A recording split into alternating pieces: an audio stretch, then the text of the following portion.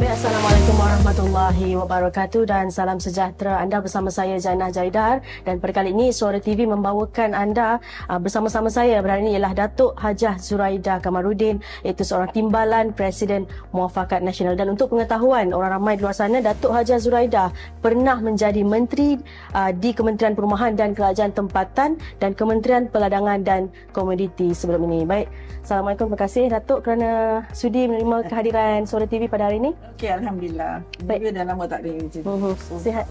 Sihat, Datuk? Alhamdulillah. Sihat. Baik, Datuk, kita terus kepada soalan-soalan yang akan kita bincangkan pada hari ini.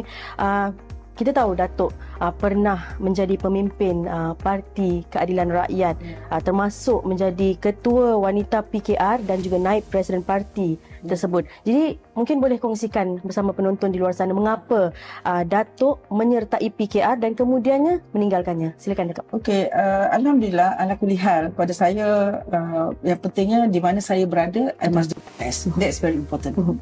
Jadi saya tidak ada satu-satu kesalahan dari segi tindakan saya, kerana tindakan saya bersebab dan apapun ketindakan saya itu saya tidak tak kesal kerana di mana saya berada saya akan do my best. So jadi keadilan itu membangun dengan kehadiran kami semua ketika itu, ya, waktu reformasi. Dan ketika itu Anwar dalam penjara. Saya boleh katakan kalau nak bangunkan parti memang Anwar memang tidak bersama kita berkelumang dengan peluru, dengan polis dan sebagainya. Dan membangunkan jentera parti, membangunkan anggota kawanan parti, dan dia juga harus faham bahawa kalau tidak ada grassroots, akar umbi yang kuat, maka parti itu tidak akan sekuat sekarang. Jadi hidupnya keadilan itu, kekuatan keadilan bukan kerana dia seorang, kerana kita juga ada pengaruh untuk membawa orang untuk bersama-sama kita. Jadi kenapa kita tinggalkan keadilan? Kerana ketika itu kita merasakan konflik dalam parti itu selapas sangat kuat. Okay, di mana presiden bila Anwar dah keluar dia jadi presiden, dan itu Wan Azizah jadi presiden begitu. Tapi konflik sangat kuat, kita nampak obvious dan nyata bahawa ada sikap yang tidak adil daripada pimpinan, yang mana mereka menyokong satu faction yang lain, sedangkan faction kita adalah faction yang menang dalam pimpinan parti dan sebagainya. Jadi ini kita rasa tak puas hati, tapi kita jumpa dengan Anwar dan bercerita dengan dia, tetapi satu tindakan pun tidak dilaksanakan.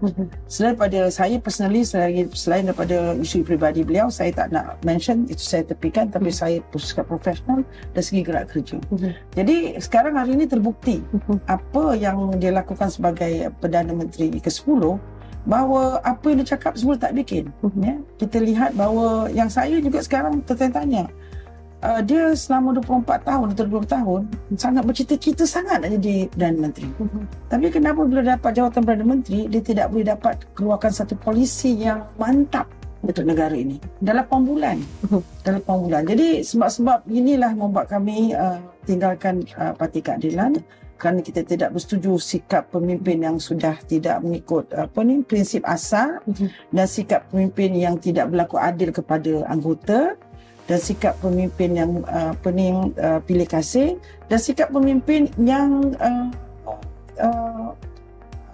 membawa anggota atau membawa pengikut-pengikut dari luar yang muda, yang tidak tahu apa-apa.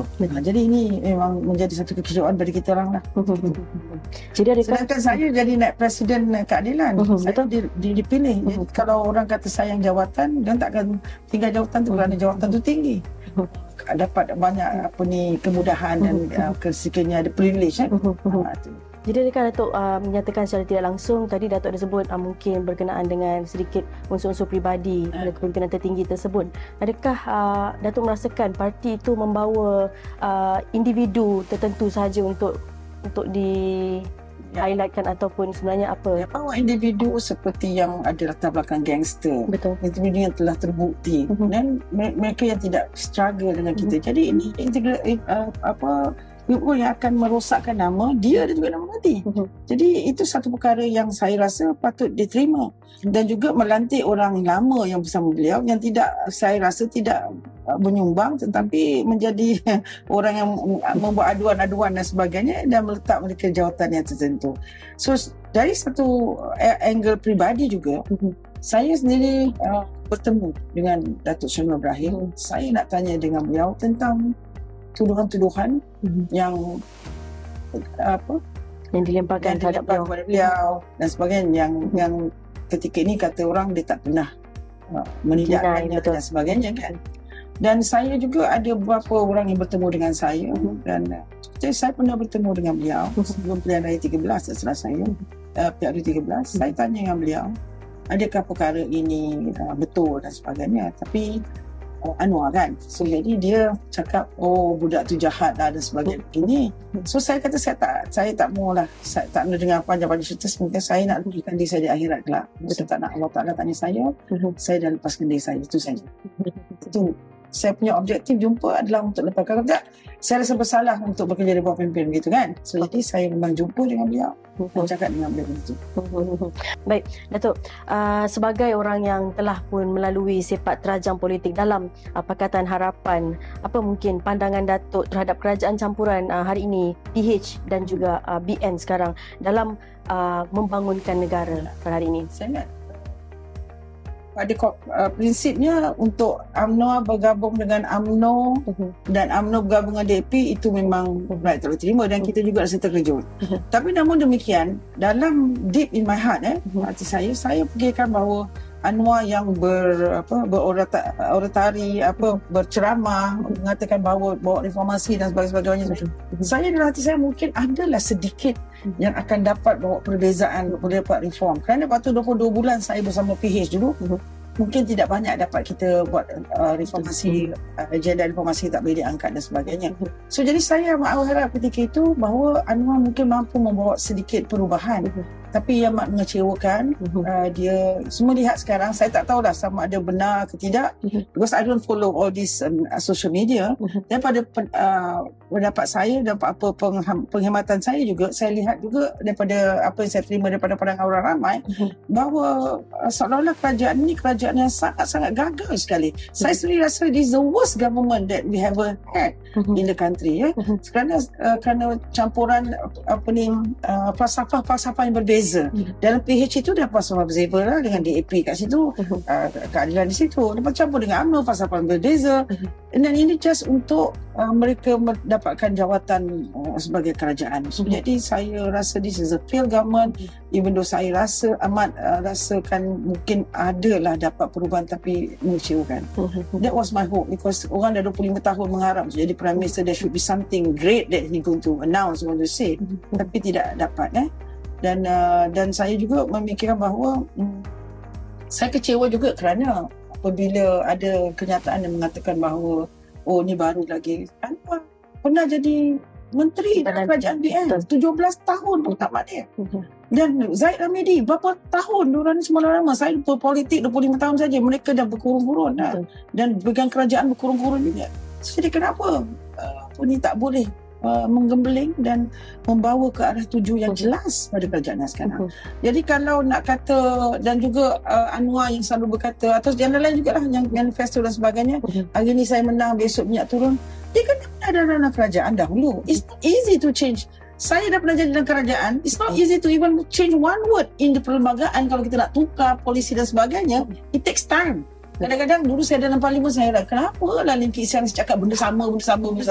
Rupanya benda-benda ni satu tahun tak boleh buat, 2 tahun, 3 tahun boleh buat. Padahal ada seulang-ulang. So jadi saya dah nampak gitu. Kalau dia dah jadi pengalaman, takkan dia tak tahu benda-benda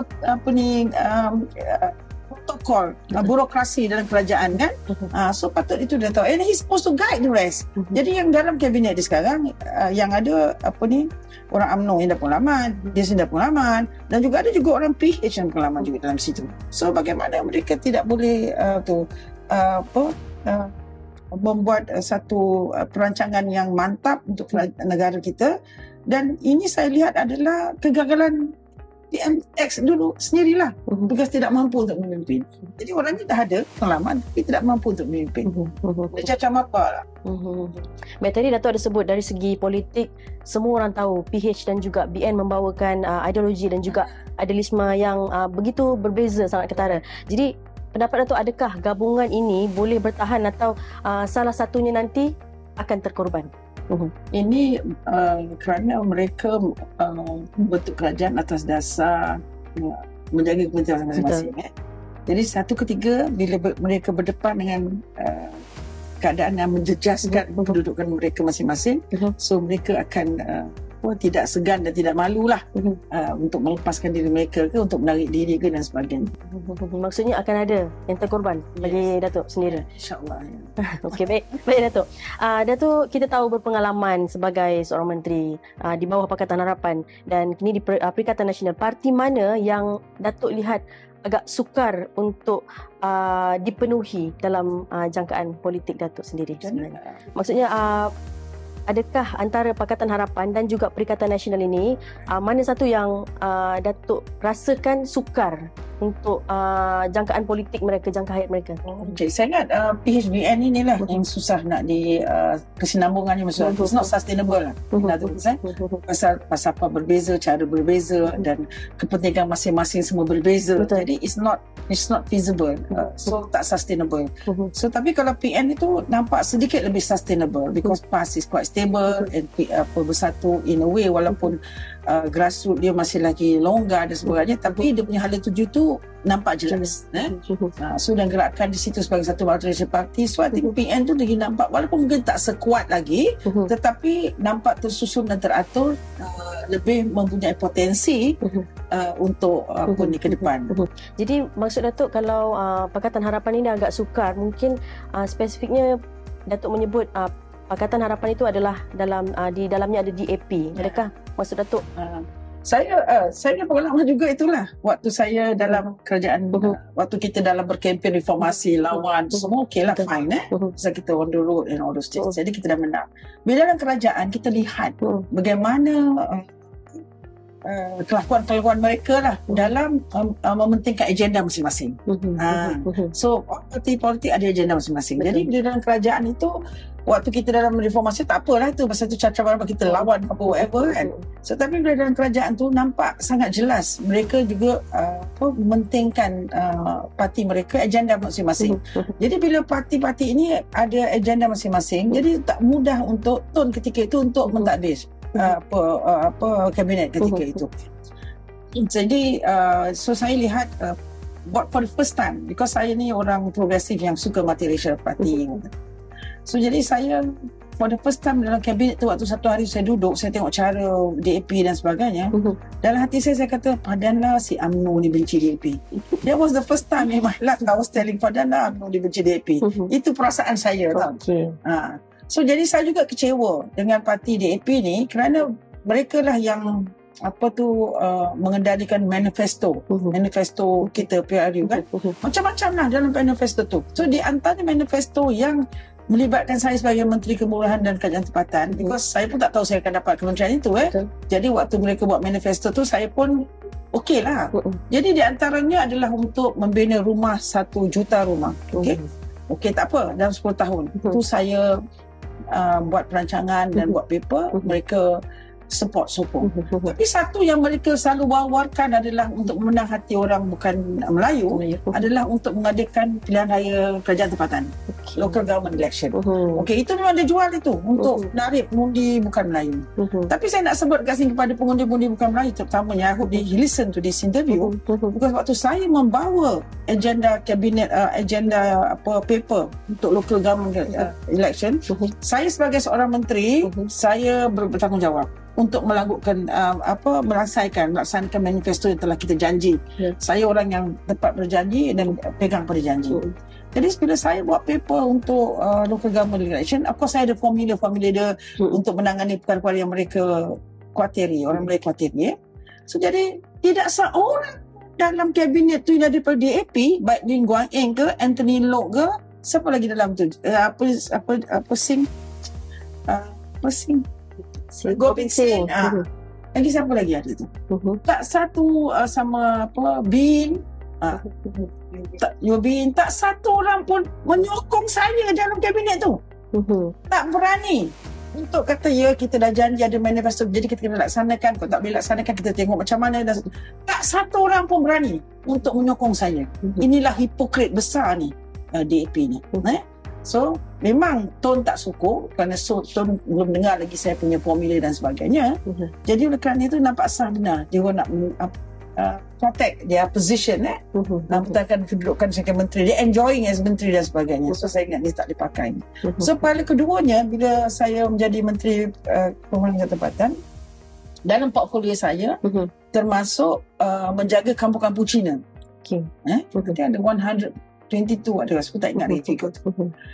Kampung seluruh negara. So jadi Guan Eng ada jumpa saya, dia kata, ini portfolio ni kasih pada saya lah, dia kata, because ni orang Cina saya. I said, I also can handle Chinese. I'm also a leader for the Chinese, saya kata. So jadi saya tak benarkan untuk mengambil alih dan saya teruskan dengan kerana kita multiracial, kita kerajaan mesti able to manage rakyat, tak kira Cina, India dan sebagainya. So jadi nampak rasis dia tu, sikap rasis itu macam. Tadi Datuk cakap barulah Datuk tahu kenapa UMNO ni sebenarnya tak suka sangat dengan DAP ni. Jadi maksudnya kecurigaan masyarakat terhadap DAP ni memang sesuatu yang real lah. Real. That's real lah, especially terhadap orang Melayu lah. UMNO kan Melayu kan. Jadi saya dulu bukanlah orang yang terlampau taksub kepada race, because pada saya kita semua have to work hard, whatever. So jadi bila saya seorang yang sangat-sangat progress, sangat thinking saya itu sangat open, saya sampai terdetik hati, saya kata padahal si UMNO dibenci dengan sedih. Okey, maksudnya memang real lah, bukan Datuk semata-mata. Datuk, pada hemat Datuk, apa tindakan-tindakan DAP ni bercanggah dengan perjuangan Pakatan Harapan yang kononnya menjadikan pentadbiran kerajaan telus dan menghapuskan Pro-Nisma? Saya tak sebut juga lagi tentang KPKT kerana menteri yang ada sekarang KPKT ada DAP. Ya, betul-betul. Waktu saya jadi menteri KPKT, negeri-negeri yang ditadbir oleh PH ketika itu, portfolio KPKT ini dipegang semua DAP. Okey. Semua DAP daripada Selangor, Perak, kita menang Negeri Sembilan, 4-5 negeri yang kita menang tu kan. Semua DAP pegang. Di Negeri Selangor sendiri, saya kat Selangor kan, Ampang, Selangor. Kita tahu pasal YDP ni ada orang Melayu. Jadi kita prefer bila Exco Melayu yang jaga portfolio ni, kerja tempatan. Tapi dia tak berganjak. Dia nak juga yang itu. Dan lepas tu kita minta bergilir pun dia tak nak. Kenapa tahu Izzah? Jannah sorry. Kenapa dia nak sangat portfolio ni? Portfolio ni satu, jaga kampung Cina. Second, jaga local government. Local government ni penting because local government ni dia yang membuat undang-undang kecil dalam peringkat PBT. Dia yang kontrol tentang masalah-masalah PBT. Contoh jadi Selangor, waktu saya jadi menteri, saya dalam portfolio saya jaga kilang plastik, jaga plastik import. Plastik import. Jadi di Teluk Gong, Teluk Gong Sasaran Pak Pelang tu banyak kilang-kilang haram. Yang yang dia manage oleh orang Cina lah, tengok.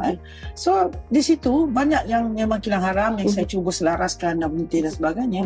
Tapi sampai sekarang ini tidak dilaksanakan. Kerana saya jangka adalah sindiket-sindiket tertentu yang memayung mereka. Gagal kan untuk kita buat. Dan lepas tu dalam KPKT juga ada satu bahagian yang kita jaga Majlis Perancangan Negara. So this is perancangan the whole of Malaysia, tanah air Malaysia ni, kita yang merancangkan di mana harus pembangunan ni, kita yang juga membawa kertas ni ke mesyuarat Menteri Besar dan Kabinet untuk diluluskan pembangunan di mana dan sebagainya. Jadi ini satu tempat yang penting yang mana mereka juga boleh mengacu atau boleh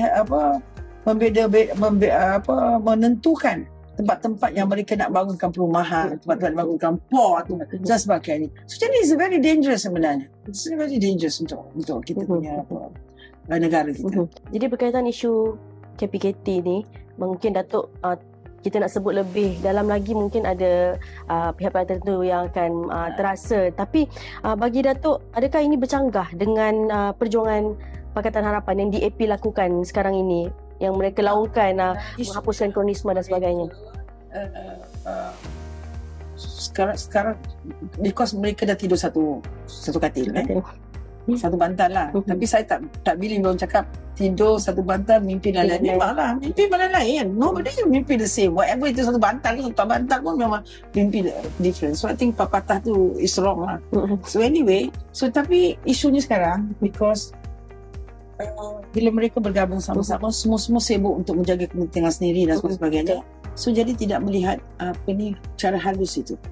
Itu cara halus sebenarnya. Tak perasan, sibuk menjaga hal ehwal masing-masing dan sebagainya. Jadi itu yang kita kena be careful now. Saya juga macam baru dapat tangkap perkara ni waktu saya dah jadi menteri ni lah. Kalau sebelum tu memang saya tak perasan, saya tak tahu apa agenda apa yang dia cuba buat, saya tak tahu. Dan bila become minister itu, saya lihat begini dan sebagainya, dan saya notice. Jadi maksudnya adakah bercanggah mereka punya ideologi yang mengatakan kerajaan telus, kerajaan menghapuskan kronisme dengan isu-isu yang bangkit ni? Janganlah mereka tidak laksanakan. Tapi kalau kita tengok DAP-nya perlembagaan ni adalah negara sekular, sedangkan kita negara Islam. Itu dah at that level dah memang dah salah. Baik Datuk, menyentuh lagi mengenai KPKT. Sekarang ini Ngah Koming ialah menteri KPKT. Jadi mungkin ada sedikit pandangan yang ingin Datuk kongsikan mengenai menteri KPKT ini. Okay, waktu saya jadi menteri KPKT, saya mengambil sikap sebagai kerajaan. Saya tidak pilih kasih. Saya tidak kerajaan yang bukan negeri-negeri yang bukan bawa PH dulu pun. Kelantan for instance, datang 22 bulan Kelantan takkan pas takkan. So Kelantan is the first state that I pergi. Pahang saya juga pergi. Saya kasih dana, kasih peruntukan daripada KPKT. Kerana saya nak menunjukkan bahawa sebagai menteri adalah kita bertanggung jawab semua kerajaan, semua rakyat. Kalau BN menang, dia nak tirikan PH. PH menang, tinggal BN ketika itulah. Apa ni rakyat yang teraniaya. So saya tak ada sikap macam itu. Tapi saya lihat yang baru-baru ini dengan Koming, saya dapat laporan juga lah yang turun ke Teluk Intan, itu kawasan dia dan turunkan peruntukan dan sebagainya di kawasan-kawasan DAP. Jadi ini nampak juga bias because they have their own agenda. They want to make sure that dia punya orang, tempat-tempat orang dia nampak pembangunan dan sebagainya. So jadi that shouldn't be lah. Dia nak tunjukkan dia ketulusan, dia patut pergi ke Kelantan dahulu. Dia tak pergi ke Kelantan, dia tak pergi ke Terengganu. Ini sikap menteri lah yang patut. Saya amat berharap Malaysia become a matured society, politik yang lebih matang. Bila jadi kerajaan tu, kita kena buat untuk semua rakyat, semua negeri, bukan kita punya geng aja. Baik, semakin banyak yang ingin kita kongsikan lagi bersama Datuk Zuraida pada ini. Mungkin Datuk ada kata-kata akhir kepada penonton di Suara TV pada hari ini. Saya cuma berharap, seperti saya sebutlah, Malaysia dah 60 lebih tahun merdeka. Dan saya amat berharap bahawa politik kita harus betul matang dan rakyat Malaysia kena pandai menilai dan tidak tengok wave media sosial dan sebagainya. Dan saya amat berharap bahawa kita harus ketengahkan calon-calon yang muda. Jadi yang orang-orang yang dah berumur dah sini tu, saya ingat time for them to retire and back up the young ones. Because negara-negara lain semua dah negara muda. Saya amat berharaplah kita boleh menampilkan calon muda yang berpotensi, yang boleh membawa negara ini maju. We have lost 30 years of progress. Jadi masa untuk tembus 30 tahun itu sangat singkat. Kalau tidak, kita akan lagi makin lama makin ke belakang. Baik, itu saja yang ingin kita kongsikan pada ini. Mungkin kita akan buat lagi satu sesi sebab banyak lagi maklumat sebenarnya ingin kita kongsikan bersama dengan komuniti. Kita akan sambung lagi, mungkin kita akan buat lagi episod seterusnya. Seronok sebenarnya berborak dengan Datuk Zuraida pada ini sebab banyak maklumat yang kita tak tahu dikongsikan pada hari ini. Baik, terima kasih banyak Datuk kerana sudi bersama-sama kami pada hari ini. Baik, itu saja daripada Suara TV dan kru penerbitan mengucapkan terima kasih. Assalamualaikum warahmatullahi wabarakatuh. Waalaikumsalam warahmatullahi wabarakatuh. Terima kasih. Terima kasih banyak tu. Yelah, komuniti belum sebut tadi kan. Nanti kita buat next sesi.